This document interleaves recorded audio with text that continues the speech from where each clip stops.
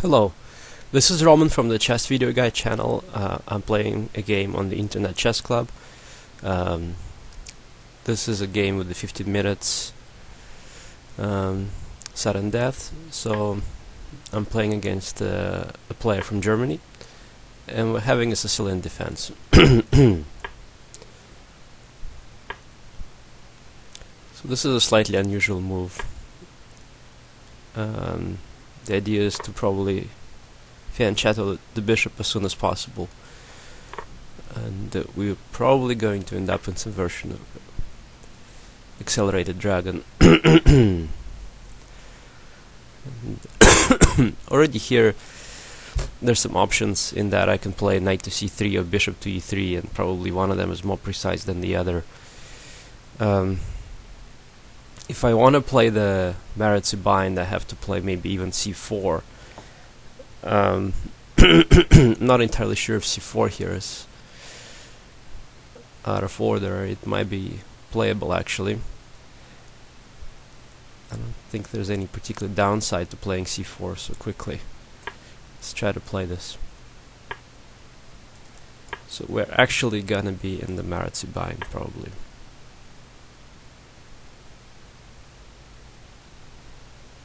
Bishop e3 now is early because of knight g4, so I should play bishop e2 first, I think, for that reason.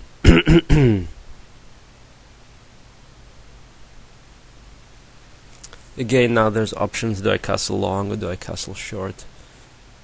Tempted to delay castling a little bit.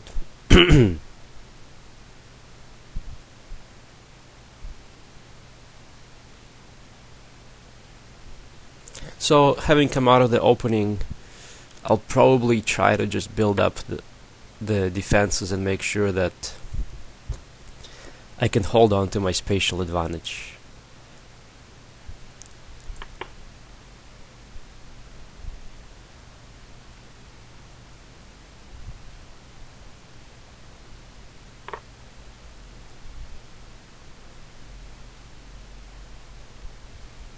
Now, even here, there's already some questions about what should I... No, I guess queen takes here isn't really possible because of knight g4, so I'm gonna take with the bishop. And black isn't really questioning his moves too much, so now he's probably preparing to play something like rook to c8, attacking the c4 pawn, so I should be ready to meet that with something, possibly with something like knight to d5. It might make sense for me to now protect the f pawn.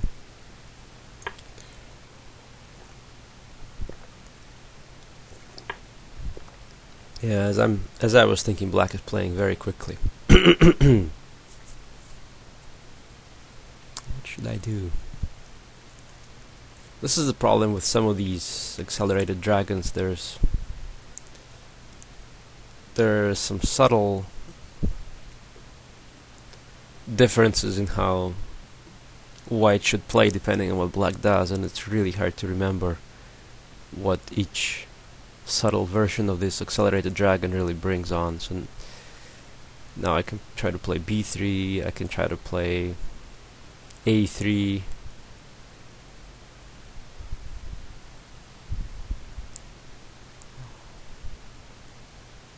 These positions are pretty subtle.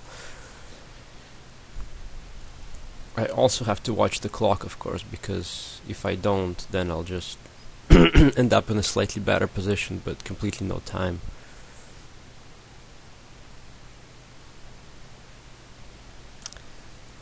Bishop to e3 doesn't feel right at all. Queen to g2 seems to be falling into some kind of... feels like I'll be walking into something. Queen to g2 would only make sense if my king was still on e1, but here it doesn't.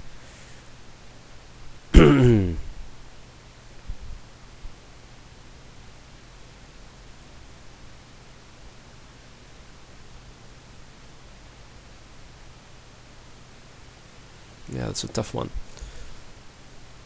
And the clock is definitely ticking.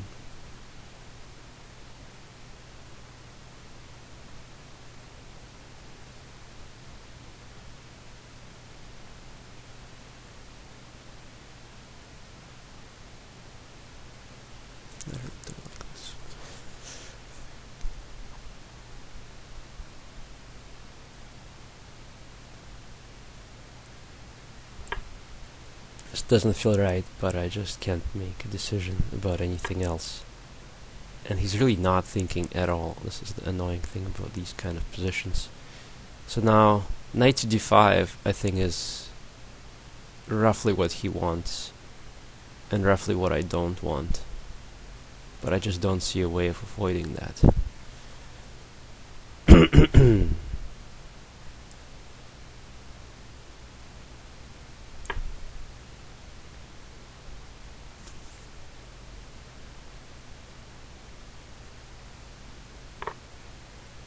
Now again, there's a dilemma in terms of which pawn to take with. And if I take with the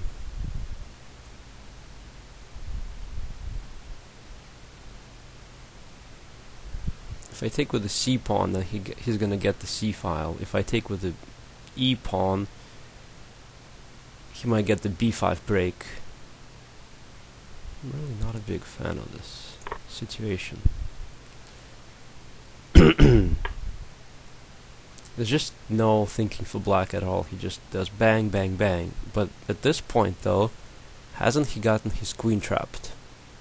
It's very interesting, because I don't really see what exactly he has against this.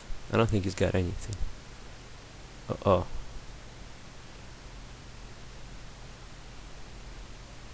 This is a little bizarre. I think he has to resign.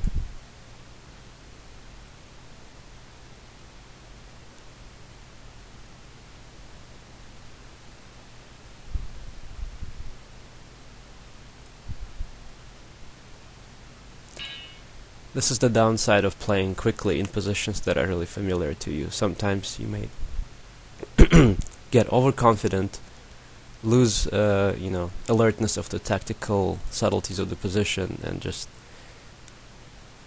drop a queen like that.